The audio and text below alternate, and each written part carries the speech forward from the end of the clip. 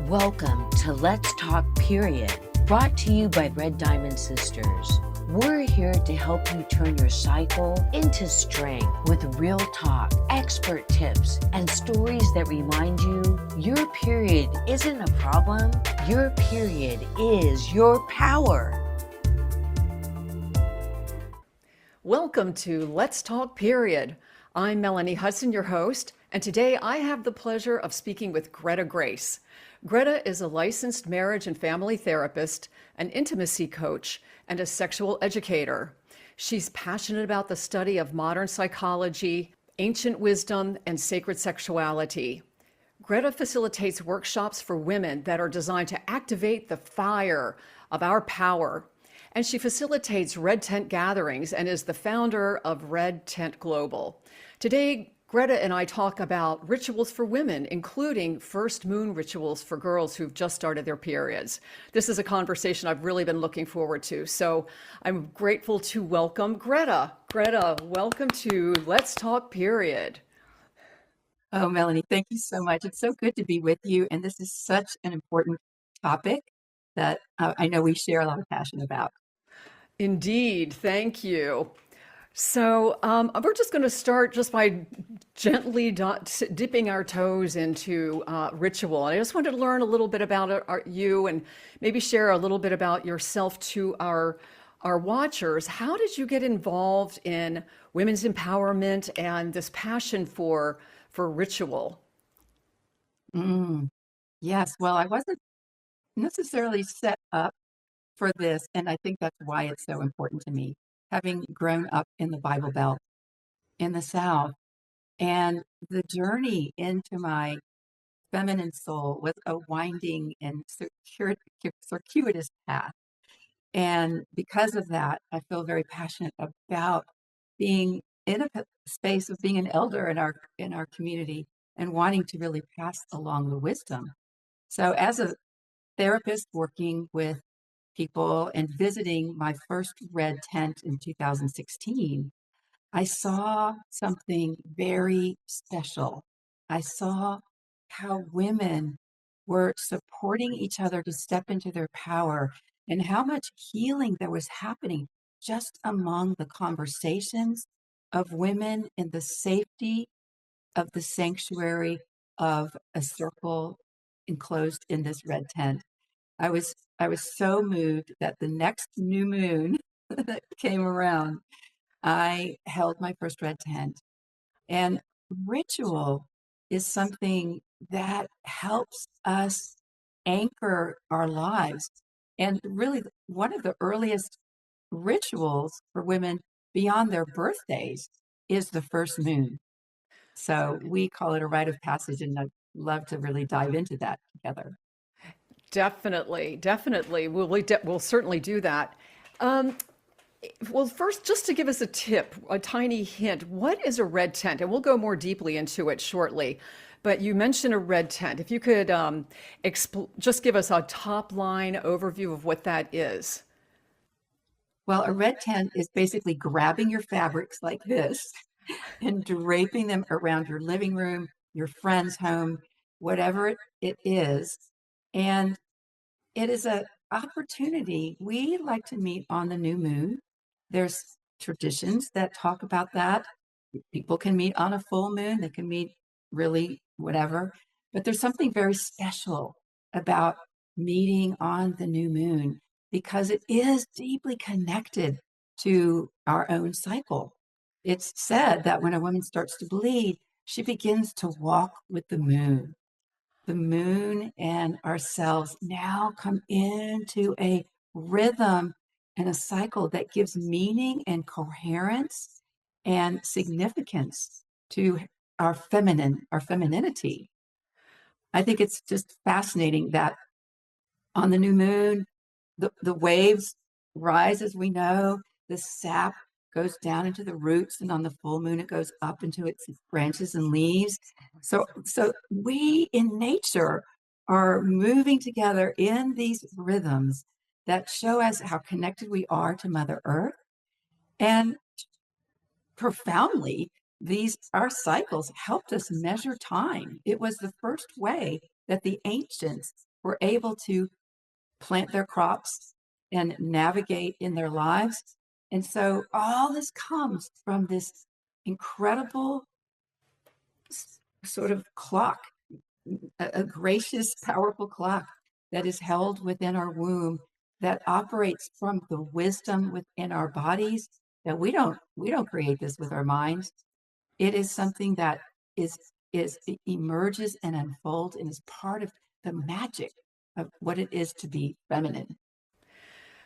I am so grateful, first of all, that you're doing these rituals and that you're mentioning this because that's the problem with our culture is that we have lost so much touch with our nature. We've lost touch with the moon, with the fact that we have a cycle. Most people don't even think about the fact that their body runs in a cycle like a moon.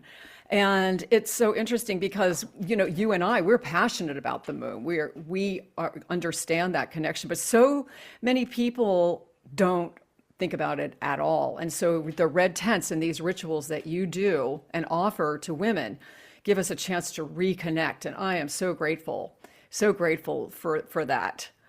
And just out of curiosity, before we dive into the first moon ceremony, what kinds of themes or what types of emphasis have you put on some of your gatherings for women? Do you have a theme every month? And if so, what, just like name a couple and maybe what you did within those gatherings to celebrate? So the themes of our red tent, and red tents are kind of like AA meetings. They're different for whoever holds them, but there are some guidelines and principles that we like to follow. And so this red tent really was created out of my own desire to really connect with the body, like know the wisdom of the body, understand the body as a temple, be able to create awareness of our womb. So the first themes are about our own embodiment, where we're charting our moon cycle. We're listening to our womb as an oracle to hear what it is our intuition and wisdom provides for us. So there's this first theme. Another theme is about the sisterhood, and we call that the empowerment. So it's about how women are able to show each other how to step into our power. That's the beauty of the sisterhood, that we're connected, we're shouting out each other's superpowers, we're changing the culture from comparison and judgment, and we're celebrating what it is to be a woman. And then finally, our red tents are about our capacity for ecstasy, our capacity for celebration, joy, and pleasure. So we talk about that. And in addition, there's healing themes where we're talking about healing the sister wound, healing the mother wound, celebrating Earth Day, Mother's Day, the equinoxes, the solstices. So there's healing our body shame, healing ourselves, being able to really love ourselves. What does that mean? Being inspired by one another. There's so many just delicious, delicious playground for us. Oh my gosh, it is a delicious playground. Viewers, I've been to quite a few of Greta's Red Tent gatherings, and they're so rich because they include things not just talking or sharing, but little rituals or practices or movement or just getting in the holistic aspect of who we are, the body, the spirit, the mentality, the nature. And so I'm so grateful. Every time I go to one of your rituals, Greta, and come out, I feel elated. I do feel the ecstasy. So I'm so grateful for that. And so since we're talking about ritual, let's dive into now the first moon ritual for girls. I'm really a proponent for this because I feel that this could be a way to empower our girls who, first of all, probably a lot of girls are just getting used to the idea of having this transformation in their lives and having a period. But to have a ritual would elevate them and give them so much self-esteem, I think. And I know you have created first moon rituals. So can you just give us a little background about what you did, what it was like, maybe some of the things that that you did in this ritual? Certainly. Yes, I was with one of my friends and colleagues, Rena Daily Good, very deeply involved and co-founder with the Red Tent Movement, as well as Melanie as a co-founder with us. And so we invited mothers and daughters to come together. And the way that we created it is we worked with the elements. We worked with air, fire, water, and earth. And for every altar, we had different altars. We would have an experience between the mother and the daughter. So it's a beautiful opportunity for mothers and daughters to possibly have a reset or to really strengthen the bond between them because we invited them to really um, for the mothers to share a secret that will help them at this transition, and for the daughters to share their gratitude for what they've been receiving for their mothers. So this weaving together and then this releasing through the fire of the things that might be in the way and resetting the hearts to be traveling this next chapter together, really aligned and connected. So we had so much fun with bringing in song and different kinds of foods and giving each woman a candle that represented this rite of passage for the new moon. So we like to create this with flowers and symbols to support a woman to create a little sacred space that reminds her of her moon as a place to both celebrate and as a place to learn and unfold the wisdom that is here for them. Oh, that's so beautiful. And I would love to see this be a regular thing for all children. And it sounds wonderful. What were some of what kind of feedback did you get from the mothers and daughters? Have you heard how things went afterward? Well, first of all, there were a lot of laughs. That was really great. And I think that they really appreciated that they could connect with their friends. We like to invite women to invite their friends who have daughters the same age. So they're all sharing it together. And so it becomes a really a, a memory that they can talk about with their friends and really help override the culture that we have around a woman's bleed and allow there to be an elevation and to understand the power of what is happening for a woman. I remember when I started my cycle, my mom said, "Well, you're a woman now." And I didn't really know what that meant.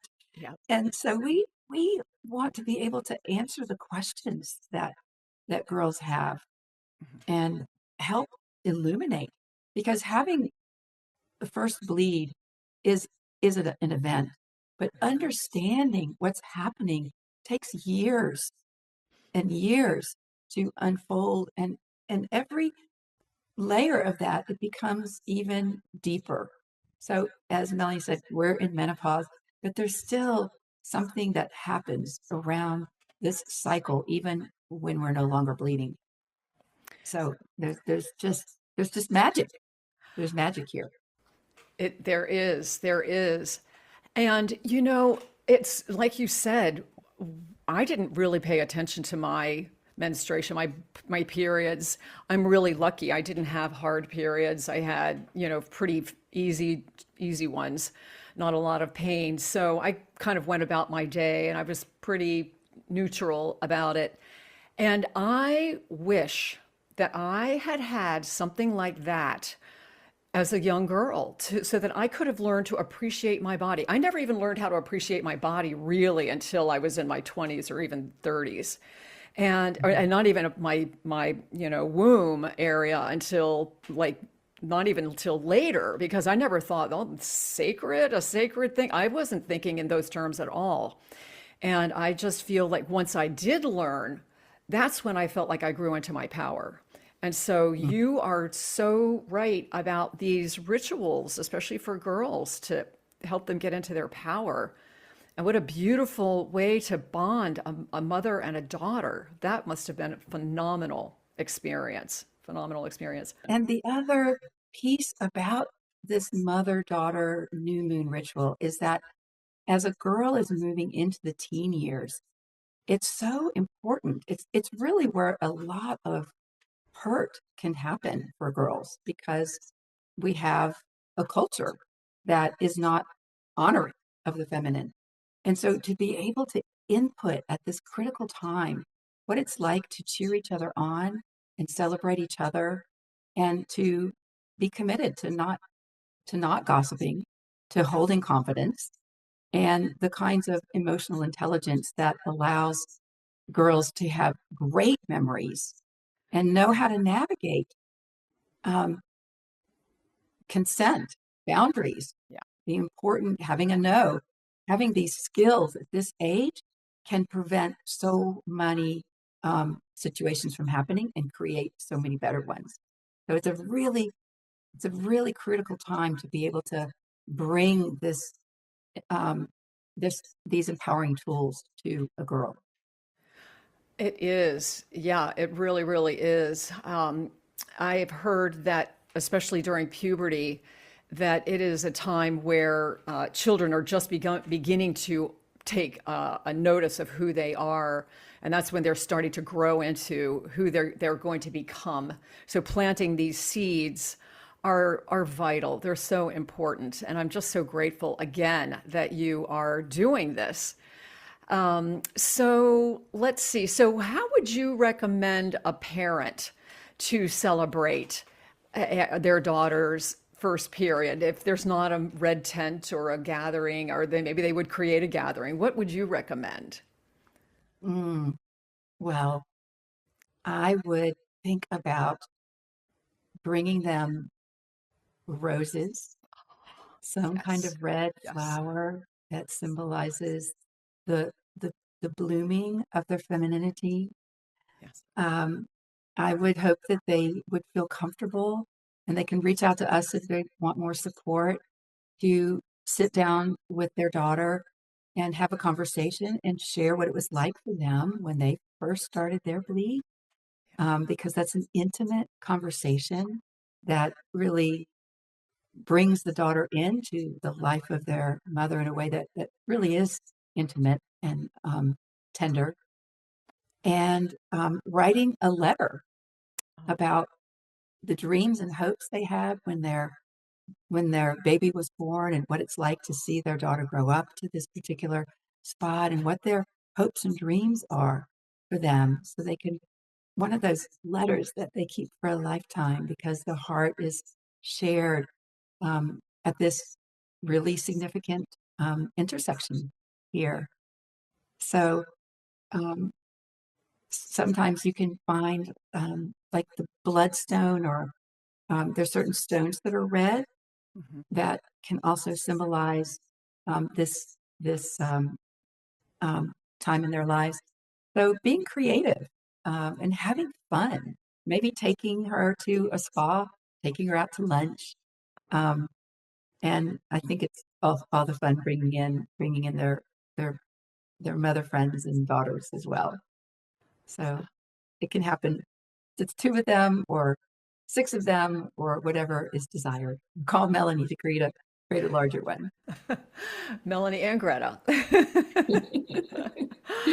Yes. Oh, that is fabulous. Oh, I just love it. And I love that you are spreading this information, this empowerment information around the world, Greta. And so you are establishing Red Tent Global, which is launching very soon. Can you give us a little bit of information about that? Yeah, I think it was about after 7 years of running the Red Tent in Los Angeles, um, it seemed like it was such a beautiful way for this information to get disseminated. And um, so everyone needs this information about our bodies and our boundaries and our our pleasure. And so I was inspired. There was an existing Red Tent movement that had kind of gotten quiet. And so Red Tent Global, as a nonprofit, was planted to begin to connect the red tents.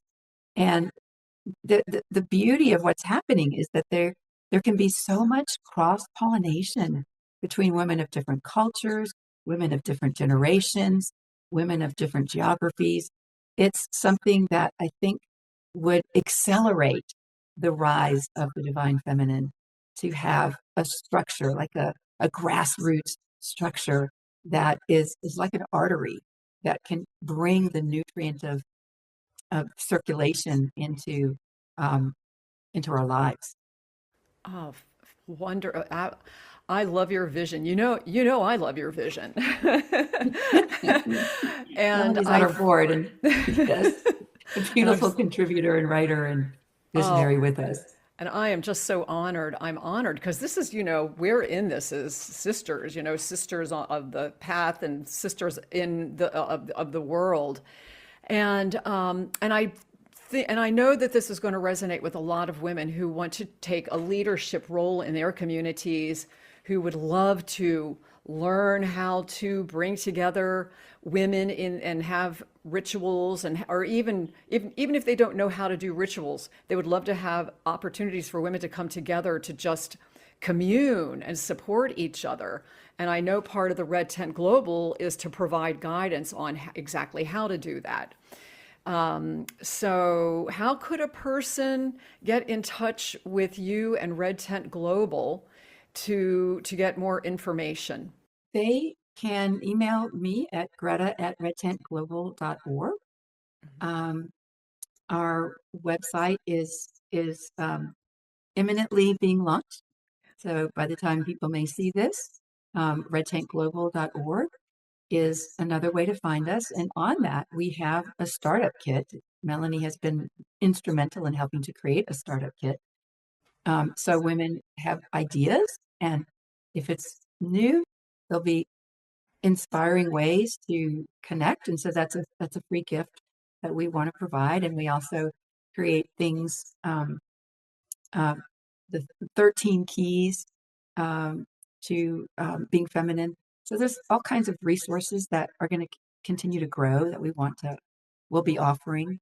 So that's a way that I can be reached. Fantastic.